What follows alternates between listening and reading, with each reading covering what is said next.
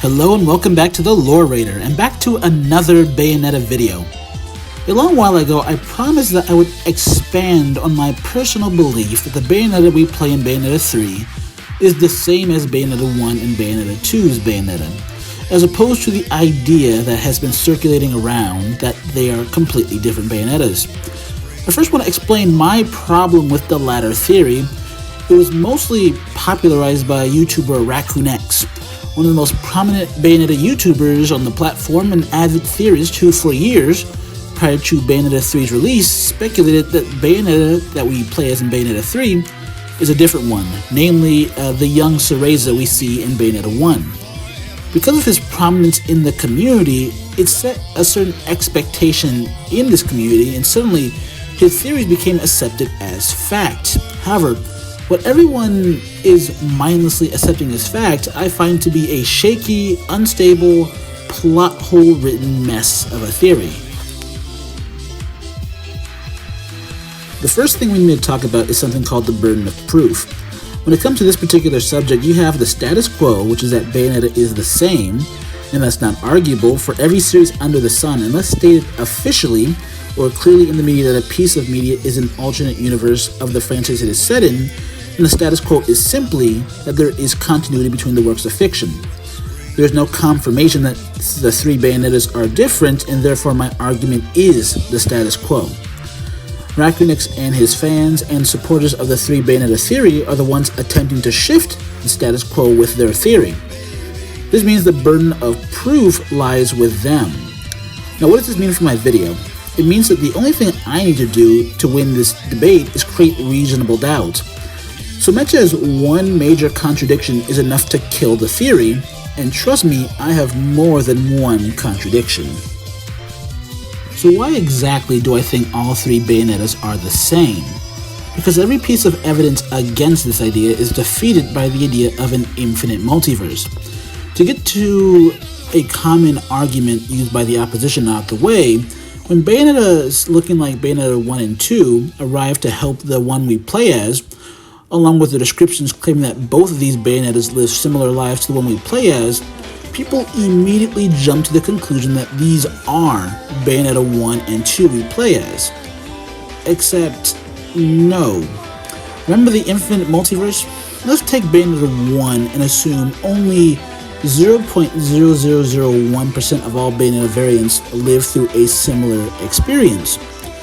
0.0001% of infinity is still infinity, meaning an infinite number of Bayonettas lived these similar lives.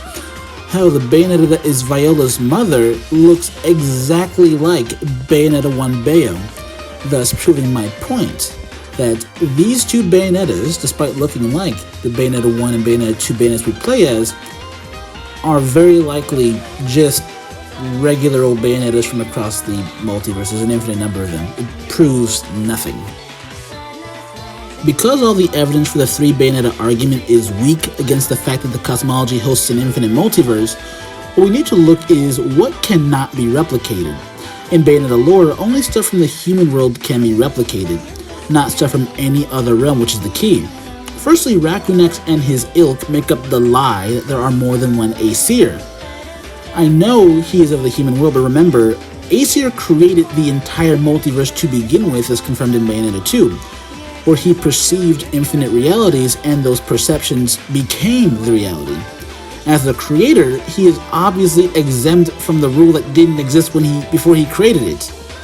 Meaning, in all existence, only one reality ever had a Loki, or an Aesir, or a Lopter. Loki and Lopter being the two halves of Aesir. Now why does this matter? Well, in the beginning of Bayonetta 3, we see Bayonetta still has Loki's cards, of which there can only be one set in all of existence. Rakunx called this a mere reference and dismissed it, which I think is very convenient for the little narrative he's trying to set up, don't you think? But there is more evidence. Remember Rodin? Rodin is an angel turned demon and a one-of-a-kind specimen, as he's not from the human world. Double Rodin's description in Bayonetta 3 says, and I quote, "Of all the variations of the human world that can be found in the multiverse, he seems to prefer one in particular, living and working with the humans there. Hi, and what do we see in every game? Ah yes, Rodin helping out Enzo, Bayonetta, Luca, and more. The idea he primarily only helps one reality is further bolstered by the fact that if he spent time in every reality, he wouldn't have been surprised by the homunculi invasion as he'd have seen it sooner. And secondly, we never see any other variants of the Bayonetta or Jean or anyone else in the Gates of Hell during Bayonetta 3, proving he is specifically caring about and helping this Bayonetta. If the fact that no other Bayonetta could have Loki's cards, or be this close to Rodin isn't enough, let's talk Alraune. Firstly, once again, Rakunx in his blindness waves her existence in Bayonetta 3 away as common fan service given she dies in Bayonetta 2. But several times in this game, demons die then come back to life, so that's a really dumb excuse.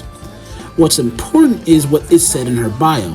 This is the very same Alraune who had trapped Jean in Bayonetta 2, and so it raises the question, how many Jeans would have been eaten by Alraune? Well, the events leading to it are wholly unique. You see, Aesir splits himself in half, and his halves, Lupter and Loki, only settled in one reality. That reality saw both angels and demons acting kinda panicky because of Lupter's plot. Because of Lupter's plot, Gamora betrays Bayonetta and kills Jean in the process, which allows Alraune to claim her soul.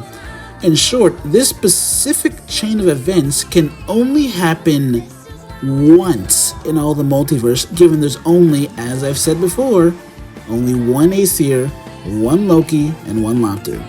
So, thrice now, I've demonstrated that things that happen to this Bayonetta and Jean can only happen to this Bayonetta and Jean.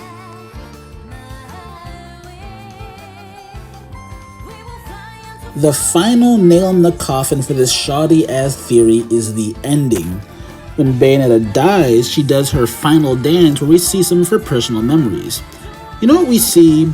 More events that can only happen to her uniquely. For example, if this Bayonetta was supposed to be the grown-up young Cereza from the first game, why does she have memories of seeing the young Cereza from the first game from the perspective of Bayonetta 1 Bayonetta? The existence of the memories is only more evident in my camp.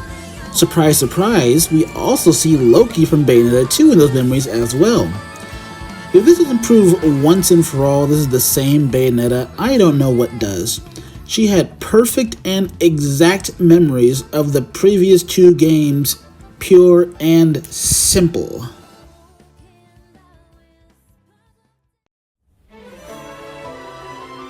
Between having a set of playing cards that can only exist once, to the fact that Rodin only likes one version of the human world and never is seen helping any other, to the fact that anything supporting the different Bayo theory is thrown out the window by the fact an infinite number of Bayonettas exist, or like Rakunx, a twisting of the facts to suit one's own personal theories with no objectivity. The theory that we play as 3 different Bayonettas in each game lacks any merit. It has more holes than Swiss cheese, and frankly, I cannot believe so many people took this shaky, flawed, flaky, ramshackle theory as fact. It's a theory that isn't the status quo, and until official confirmation or evidence that explains all these plot holes, then the multi-Bayonetta theory will remain just that. A theory, and a bad one at that. Why did I make this video? So I no longer need to justify my opinion on this matter to others if and when I make more Bayonetta videos. That, and to educate people not to just trust theory channels as though their word is law. And finally, and most importantly, to fulfill a promise I made to my viewers, my fans. But with that all said and done, you know how I leave you. Be safe, be wise, and please pray for true peace and space. Kiss on the tree, so